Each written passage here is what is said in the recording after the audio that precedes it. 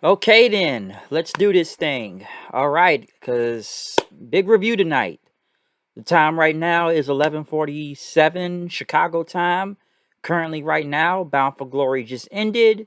I'm sure a lot of people may have stayed up and watched it tonight. If you didn't, you're probably catching it the next day.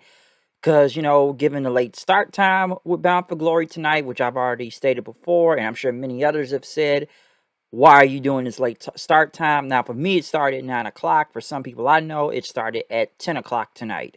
Okay, because it did come on right after AEW Dynamite tonight. And listen, I watched both shows back to back. Okay, I watched Dynamite first because obviously it was on before Bound for Glory, and then I watched Bound for Glory right after that.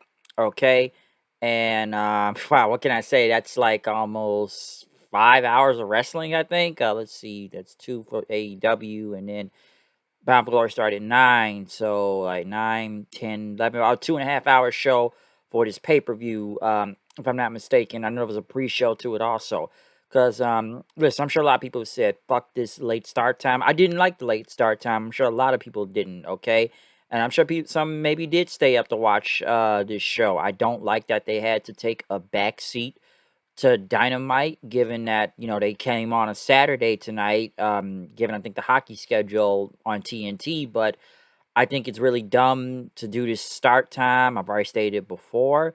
I don't know why you got to come on this late and everything. I didn't think it made any sense.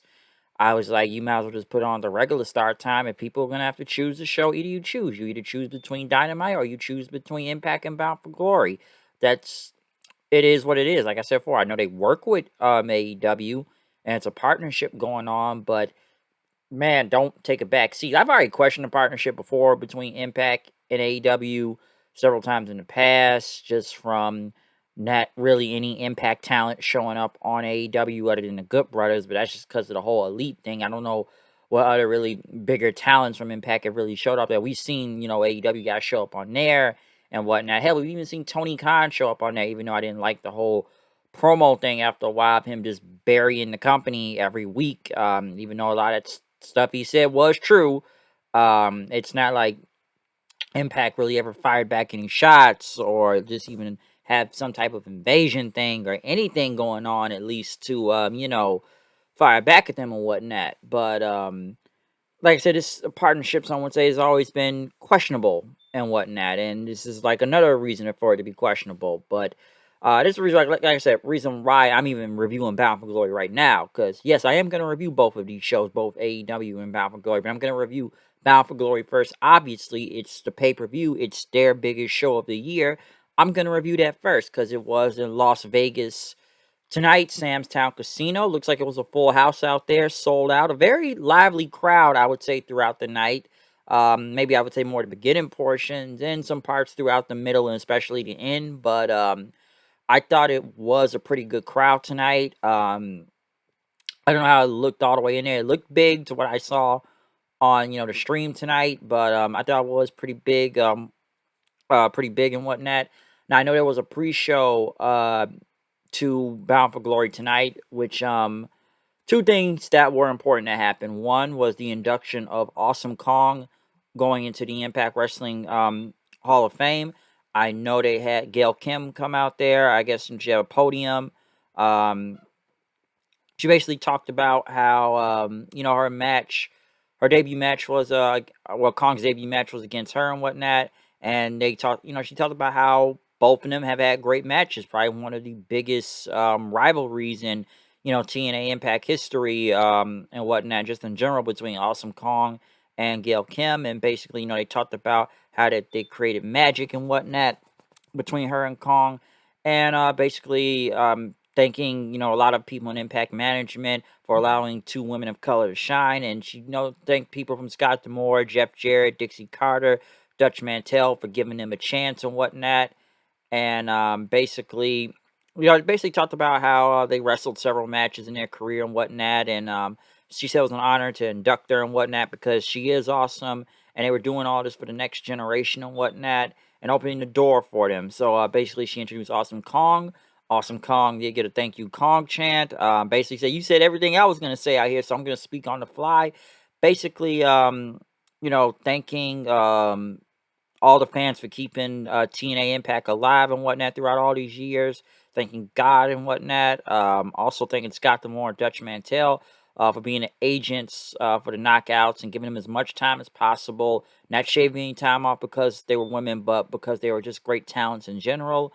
Even thanking was it Dave Prazik of Shimmer for training a lot of women you see on this show today right now.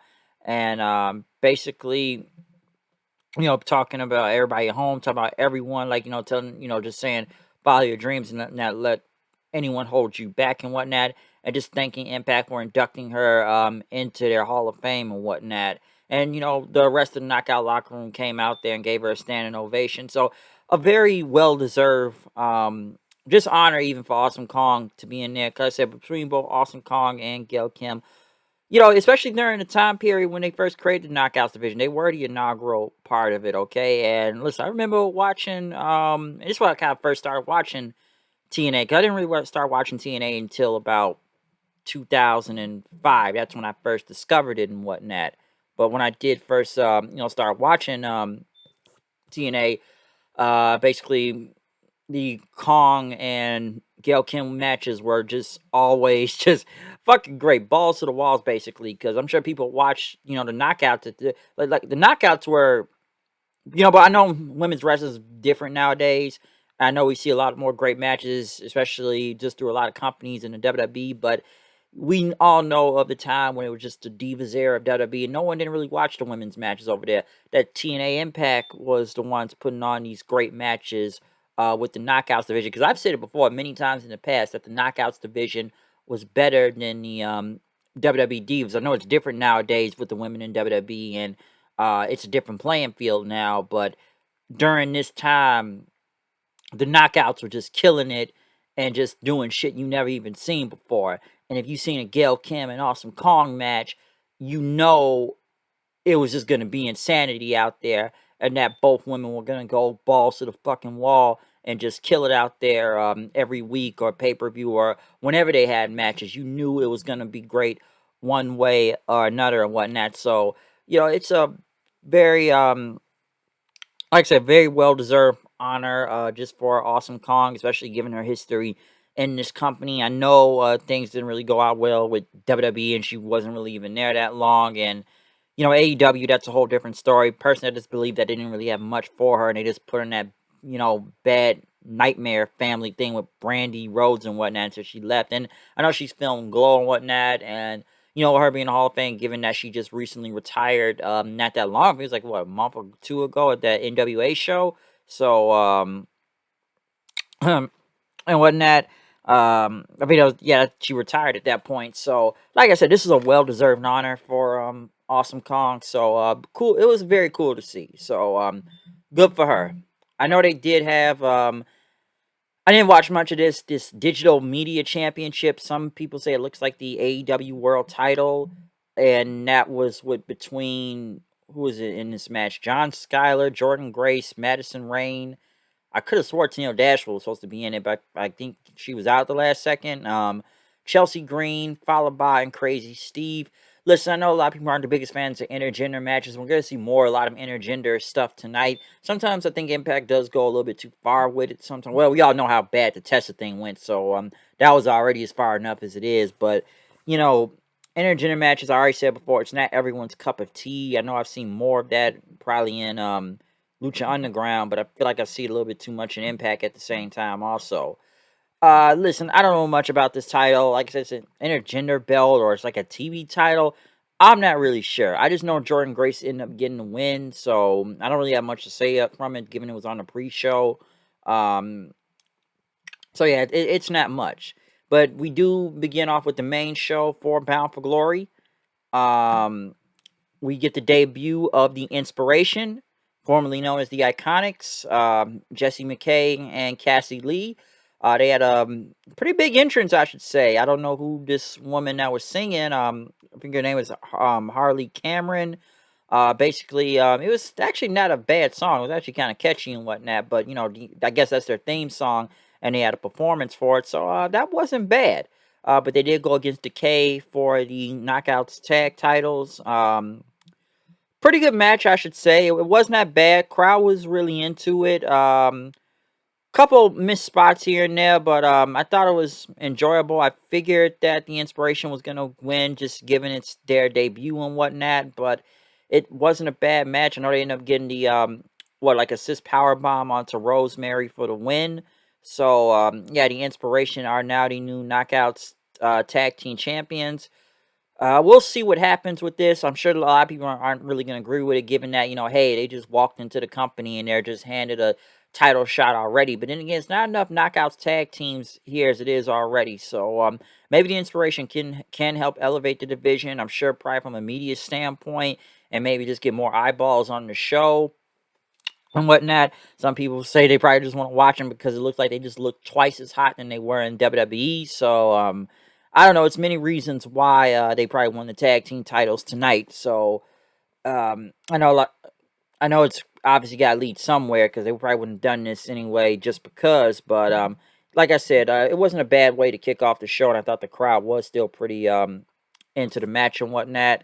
But next match we did get on this show was who was next? X Division title on the line, which I personally thought this is one of my favorite matches of the night. Steve Maclin, Trey Mcgill, and El Phantasmo. I like this match. Okay, I really like this match. Steve Maclin was a fucking beast in this match. Okay, let me say that right off the bat, because when he did that freaking like suicide dive after Trey looked like he like a freaking what was it like going like for a handstand on the ropes and just speared him out from the bottom rope. That looked pretty cool. Okay, it was a lot of stuff that was crazy in this match. From El Phantasmo still doing that tightrope walk thing, which is insane. Yes, some would say it probably looked like a bit of a spot fest in a way too, because you got two high flyers. But Steve Macklin, even kind of hitting little high fly moves himself, but more of a powerhouse out there. Like I said, more of a powerhouse out there. Just roughing guys up, throwing them all over the place, but still hit a couple half line moves too, going back and forth also. But I really did enjoy this match. Okay, this was insane. El Phantasmo tried to go for his low blow move onto Trey Mcgill, but Trey Mcgill was wearing a cup and whatnot. He hit him with several super kicks and a big brain buster, and then he hit the Meteora for the win. Steve Macklin was out of the ring. Mm, um, he was out of the ring, so he wasn't really involved in the finish that much. Like I said, after Trey hit the Meteora, he ended up winning the match. I personally had Steve Macklin winning the match, but at least he wasn't pinned right here, so I think this will set up a future match probably between Miguel and Steve Macklin. But Trey Mcgill also a good win for him too, given that he did stay along with the company, re-signing back with them. He could have went to WWE with his buddies, the Rascals and whatnot right now, or MSK currently, but at least it looks like he's going somewhere with him winning the X Division title. So that like I said, this was a really good match, probably one of my favorites of the night. So this was not bad. I did like this a lot. So Trey Miguel is the new X Division champion out there. So he'll probably be facing Steve Macklin pretty soon again. Like I said, the guy, he's probably got a big push still going on, which is still kind of crazy to me that this guy was in the Forgotten Sons. This guy really changed his whole career around. Like, it's almost insane to me. So, yeah, it's like almost like it's seeing a whole different person. Like, this guy was just a dude in the Forgotten Sons that wasn't doing nothing. But hey, this guy now goes to Impact. This guy's a fucking beast now. And I sat there like, where is he been hiding at? So it's insane.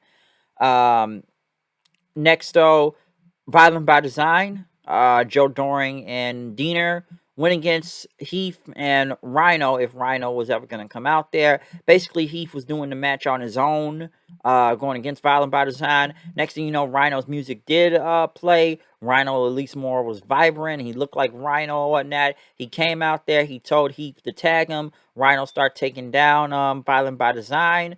He ended up hitting the gore on Diener for the win, basically hugging Heath right after that then. So I figured this was going to happen because we didn't know who Rhino was going to choose. Was he still going to be on Violent by Design's side, or was he going to join up with Heath? Or maybe Heath would have joined Violent by Design. But I think they kind of probably went with the ending that people mostly expected. Could it be more to this story? I don't know. I almost thought Heath probably would have turned on Rhino and joined Violent by Design. But Rhino just kind of basically went back to being, Rhino again, teaming up with Heath. So we'll see where this goes, especially teaming with Heath, because like I said, remember Heath last year, Bound for Glory, he got hurt and was basically gone for nearly the entire year. So with him and Rhino back as a team, we'll we'll see where this goes between him and Rhino at this point after beating Violent by Design. But not a bad match. It was okay. So yeah, Rhino being a face again and away from Violent by Design and join up with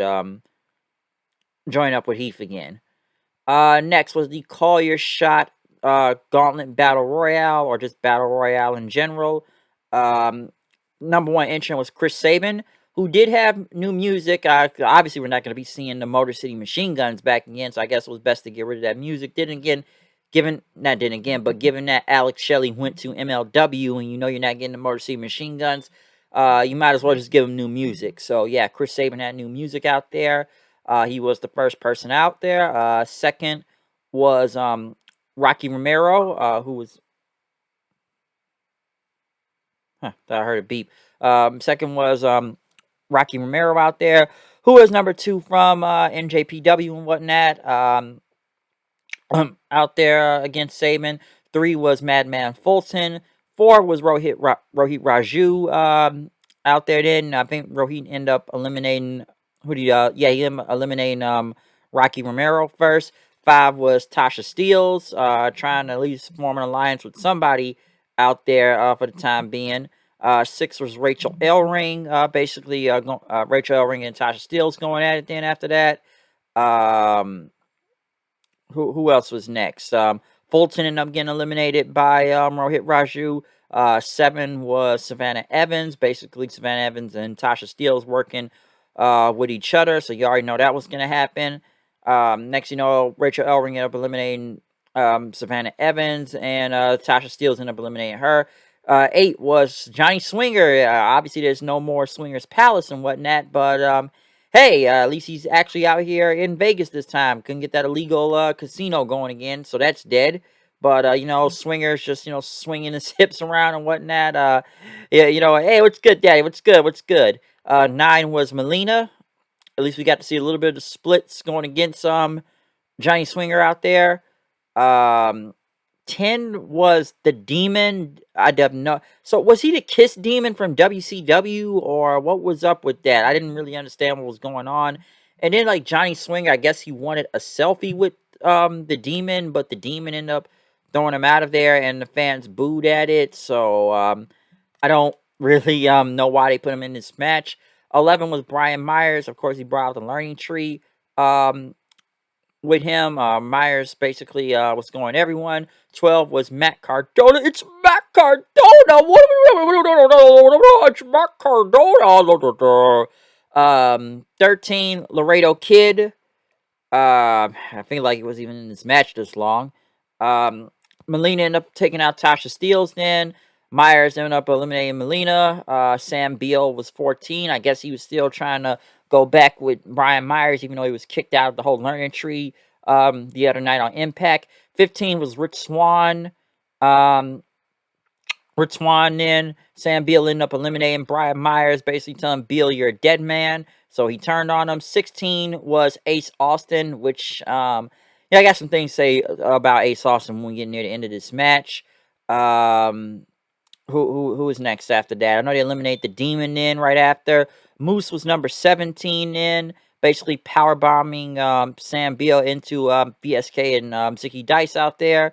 Eddie Edwards was number 18 returning, obviously going after Moose, trying to take him out, but Moose ended up power bombing him on the apron. 19 was Alicia Edwards, who brought out 2 Kindle sticks, but Moose pushed her down. But she ended up hitting Moose with the Kindle sticks with Eddie out there. They're beating up Moose with the Kindle sticks, just beating him to death with it. Morrissey was number 20. He was the final person out there. They tried to beat up him, but Morrissey ended up eliminating Alicia Edwards, like throwing him outside. I guess VSK and Zicky Dice and Sam Beal caught him then and whatnot. Eddie tried to go after Morrissey, but Morrissey ended up hitting him a big boot and knocked him out of the ring then. Moose and Morrissey obviously said they were going to team up together and throw everybody out. Raju tried to, all right, hey guys, I'm with y'all, but nah, they ended up taking him out then. Chris Sabin ended up getting eliminated then right after that. Given that Fulton, no, Sabin, Ace got eliminated by Chris Sabin, then Fulton came out and basically took out Sabin, then they ended up eliminating Chris Sabin after that. And I guess like when we got to like the final four, which was Moose, Morrissey, Rich Swann, and Matt Cardona. Then basically Swann and tried to take down Morrissey. Morrissey had lifting him up, but Moose ended up lifting Morrissey and taking out him and Swann at the same time. Morrissey got pissed off, and then we got to the final two between Moose and Matt Cardona, which whoever can win this match now, it's got to be by pinfall or submission. So basically, we got a one-on-one match then. Cardona tried to hit his Rough Rider from the top rope, but Moose got out of the way. Moose hit the spear, and he won the Collier shot, trophy and whatnot. So I guess he can get a title shot at any time. We'll have more to say about this. I'm sure some people probably pissed that, Ace Austin probably didn't get it. I don't understand Ace Austin's push right now sometimes. Like, it's like he's getting a lot of wins. I don't think he should have been in the title picture yet, given, it was kind of going with Josh Alexander and Christian. And I feel like he's been taking a lot of odd L's lately and whatnot than he has been taking more wins. Hopefully they can do something with that. Moose, I don't mind winning, given that I'm still wanting this guy to become the world champion. But like I said, we'll get more to that in the end of this video. So I was actually cool with Moose winning this whole thing and whatnot, given that, like, okay, still waiting on Moose to, win something big around here. So, I'm actually was cool with that decision. But next, though, we did get the Good Brothers versus the Bullet Club of Chris Bay and Hikuleo versus Finjuice. Listen, this wasn't a bad match. I don't think the crowd cared that much. Given that wasn't really a lot of build to this, the Good Brothers weren't really around, except saying on video, saying like we need some opponents for Bound for Glory. And given what they did last Thursday on Impact, I guess it was like, okay, we'll just make it a triple threat tag team title match then. Kind of funny because most of everybody out here was either in New Japan or had already wrestled for New Japan, except for Chris Bay and whatnot. Like I said, it just wasn't a bad match, but I don't feel like the crowd cared that much, unless you're a fan of Bullet Club that much, or you just want to do the Too Sweet sign. But I thought it was okay. It wasn't bad. Why does my camera keep moving all over the place? That makes no sense. But like I said, it wasn't a bad match. It was somewhat. Who did you really think was gonna win this? And the Good Brothers ended up retaining. So I didn't think Finjuice was gonna win it again. I probably would have thought Hikuleo and Chris Bay would have won, given that Chris Bay is in Bullet Club right now, and maybe they get the gold and whatnot. And I'm almost surprised Jay White didn't even show back up on this show tonight, probably to help them win the titles. I would have expected that. But now the Good Brothers, they retain. But like, what other teams do they really have to face right now? Like, literally, who do they really have to face right now in Impact? Because that would just either beat all the Impact teams, or they've already beaten teams that are from New Japan. So I don't really know what to expect from this next. Okay, but it was okay, but still, it wasn't really much build to this, and I don't think the crowd cared that much. Of course, we got another Minoru Suzuki video, still saying coming soon. Christian cut a promo on Josh Alexander tonight. Basically, Christian says he had to give a lot just to get it back now, and basically have to come back to wrestling in 7 years. He said, he was saying, well, you're going to test the torch. He says he's not ready to do it yet, and he says that this fire is still burning in him right now. And basically telling Josh Alexander, you better be ready tonight, okay? So he doesn't plan on giving that spot up anytime soon. But who is next after this?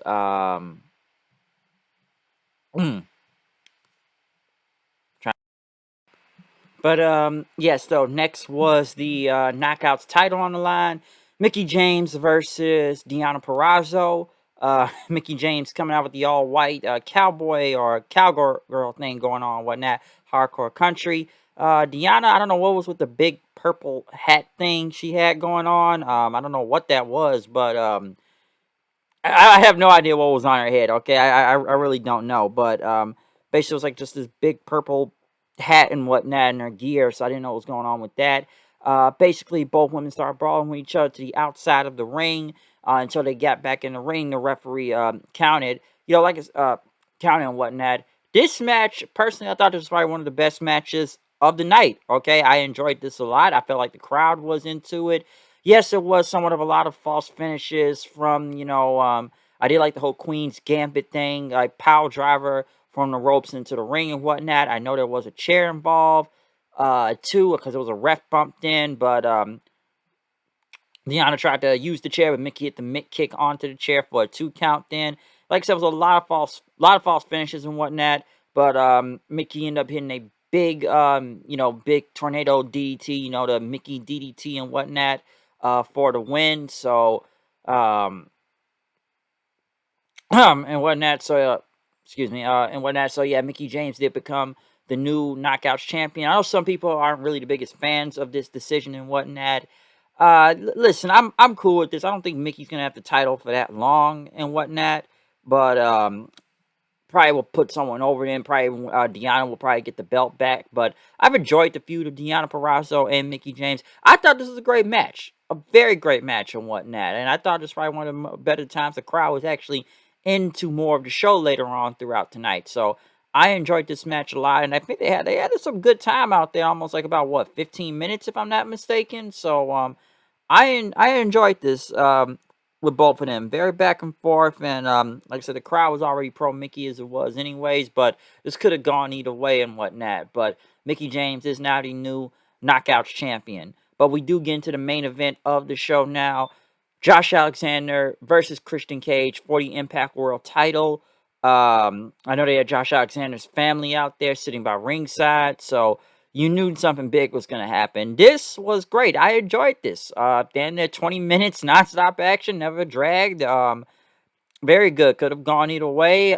Just a lot of very cool spots. I did like how Josh tried to go for the moonsault, but Christian ended up hitting the spear on it, even still hitting his kill switch move, which still went for a 2 count and whatnot. This was insane. Just Josh switching from you know submission holds to take out Christian with, because Christian did try to go for the kill switch one last time and whatnot, but his arm was giving out on him. Basically, Josh ended up putting him into the ankle lock, and then he stepped on Christian's hand, and so he couldn't even move or get out. And basically, Christian had no way to get out, but just 2 tapped in. So a clean finish with Christian tapping out. Really nothing too screwy and whatnot. But yes, Josh Alexander did win the Impact World title. Christian ended up, picking up the title and handing it to Josh Alexander then, and let him have his big moment and whatnot, showing him respect and hugging him then before leaving the ring. So I can't say this right now. At least the world title is actually someone on somebody, a homegrown talent of Impact and not from another company and whatnot. I know people complain about Christian being the champion, but with the lineage he had with TNA and whatnot, I wasn't really mad that much of him as the world champion as with Omega and everything. At least with Christian, it's like, hey, he was from this company. I know he's under a different company, under contract with a different company, but it was nice seeing him here for the time being too. So I enjoyed Christian Cage being back in Impact as the champion. But this was Josh Alexander's time, and then he brought his family in the ring, his wife and his son. Matt Striker just looked like he was about to break down on commentary, just damn near crying and whatnot, given the moment it was. But next thing you know, Moose showed up, and I guess he cashed in his, call your shot gauntlet thing, and they did it right now. Josh Alexander did it quickly to get his family out of the ring, but Moose ended up taking them out with his spear, and now he's the new world champion. So that I did not expect. I was shocked by that. I'm sure a lot of people were too. And trust me, I wanted Moose to become champion for a very long time. I didn't expect it was actually gonna go like this. Like don't get me wrong. I've been wanting it to happen, but I'm like, holy shit, he actually won the title tonight. I'm like, damn, I thought this was just Josh's time right here, right now, that, he was going to get a very good reign with it or something. But I guess they, pulled the trigger now with Moose, because I just feel like Moosey's resigned with the company, but it doesn't look like he's never a world champion. I always kind of wonder, when is it actually going to happen? And it finally happened. So I've been saying he should have been champion for a while now. So he won it at Bound for Glory, and just call your shot thing. But people have cashed it using this trophy before anyway. So I didn't think it would be in the same night. I probably would have thought it would have been maybe this Thursday on Impact or something. But nah. This was a big surprise. I thought, like I said, beforehand, I thought Christian and Josh Alexander put on a very good match. Really great main event and whatnot to end off the show, and Josh getting his big moment for like 5 minutes in the end. But yeah, Moose just took him out right there, and now it's the new world champion and whatnot. So very surprising, and that's some great heel shit right there. Really great, because the crowd was starting to go insane out there when he won the world title. Okay, so yes, Moose is the new world champion. Didn't really expect that to happen, but I was surprised at the end. Overall with Bound for Glory, though, I thought it was a really good show. I did enjoy it. Surprise wise, is I could have swore we were gonna get more surprises tonight. I heard there were some travel issues with some people that probably couldn't make it to the building tonight and whatnot, because they'd even kind of hyped it like, we're gonna have a big former world champion show up, but I don't know if that ever happened and whatnot. But because it's been people that they've been rumoring for a while that was supposed to be coming to Impact, and I probably would have expected them tonight. Like the Iconics Inspiration, we already knew they were going to be here, so that happened. But I know there were rumors about Braun Strowman showing up tonight, and apparently he was at the airport and around, Chicago today, going to Vegas. But I think something happened, and then there's been a lot of heavy rumors of Buddy Murphy or Buddy Matthews that was supposed to be debuting tonight, because apparently they said it was confirmed for him to be here, and I know he's supposed to be wrestling for New Japan also. And then there's rumors of Bray Wyatt supposed to be showing up in Impact. I heard there's supposed to be a lot more people that was going to be showing up here tonight, but it did not happen. So I don't know if it was like a travel thing going on, but a lot of people were kind of expecting, because I kind of expected more people to be showing up, especially through that whole battle royale. Because with this company, not company, but with Impact and whatnot, how they've been promoting for the past few months, there was supposed to be a lot of talent, which you saw the video packages, well, not video packages, but commercials from, New Japan and AEW and AAA. Like, who really showed up from AAA? Laredo Kid, unless it's someone else I'm missing. New Japan, like, come on, it's not like nobody from New Japan really showed up. Like, Rocky Romero's Rocky Romero. Like, we already know Bullet Club and Ben Juice have just been here for a minute now in Impact. So we know it's not like someone different showed up from there or anything, or even AEW, who really from AEW really showed up on the show tonight. So in a way, I was expecting to see more surprise, or at least we would have gotten debuts from more people. Like I said, we saw the Inspiration debut and win the tag titles and whatnot. Um, like I said, Moose. Not Moose, I'm trying to talk about the surprise. That's already the surprise we got, but the call your shot gauntlet thing, I probably expected more people to probably show up. But like I said, overall, it's a good show. I thought it was a really good main event. It was a nice moment for Josh for 5 minutes. Moose winning the title was a very big surprise, but I am happy about that. I really am. So we'll see what happens with Moose now. I really enjoyed the Triple Threat X Division title match. I thought it was one of my favorite matches of the night. I thought Mickie and Deanna was a really great match too. Already talked about Inspiration winning the tag team titles.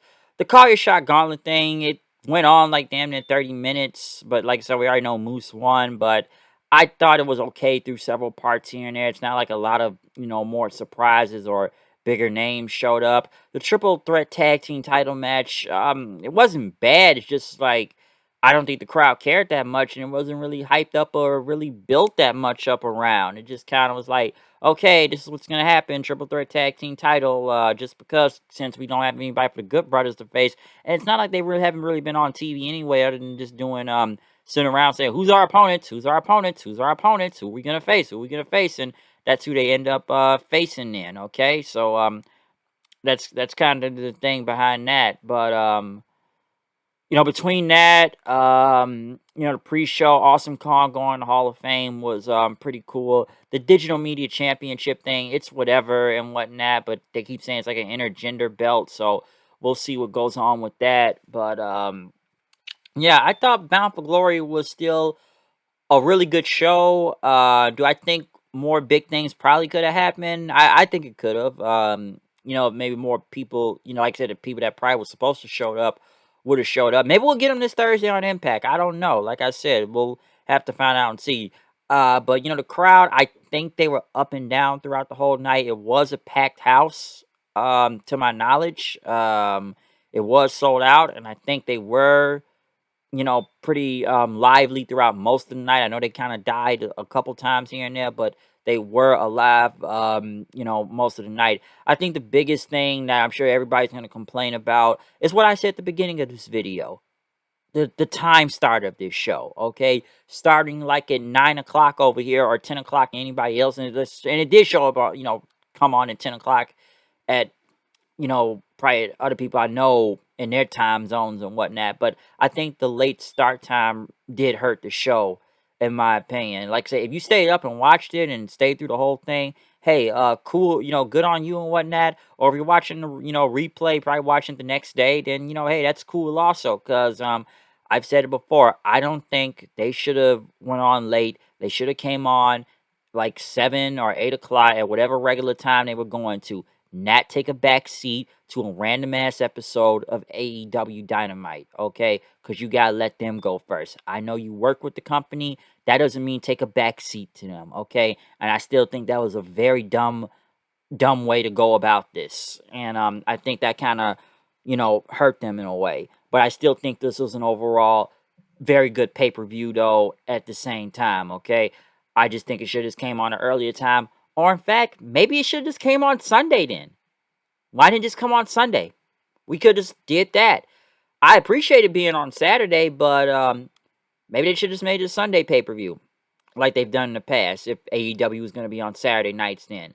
Or if they already had Saturday first anyways, just kept the regular time thing. That's all they had to do. Not change it to a later start time. So I just think that was probably one of the biggest problems with this show tonight was due to the late start time. So that's what I think about it. But like I said, overall, I think this is a really good pay-per-view. I did enjoy it, and it was really good. So tell me what you think about Bound for Glory tonight. Did you enjoy this show?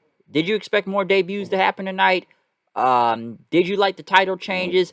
Did you like the main event? And were you okay with the big surprise in the main event and whatnot of Moose winning the world title?